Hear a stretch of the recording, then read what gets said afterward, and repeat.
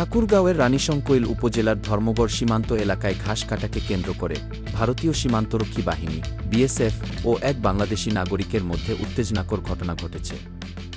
বুধবার 14 মে দুপুরে ঘটনার সময় এক বাংলাদেশি কৃষক সীমান্ত এলাকায় ঘাস কাটছিলেন। এ সময় টহলরত বিএসএফ সদস্যরা তাকে বাধা দিলে তিনি ক্ষিপ্ত হয়ে ধারালো কাস্তে দিয়ে এক বিএসএফ জওয়ানের হাতে আঘাত করেন। এতে জওয়ানটির 2 আঙুল কাটা পড়ে যায় বলে জানা গেছে। প্রত্যক্ষদর্শীদের মাধ্যমে জানা গেছে, ঘটনার পর সঙ্গী আরও 3 বাংলাদেশি দ্রুত নিজ দেশে ফিরে এলেও অভিযুক্ত ব্যক্তিকে বিএসএফ সদস্যরা আটক করে। ঘটনার পর ঠাকুরগাঁও 50 বিজিবি ব্যাটালিয়নের পক্ষ থেকে বিএসএফের সঙ্গে পতাকা বৈঠকের আহ্বান জানানো হয়েছে।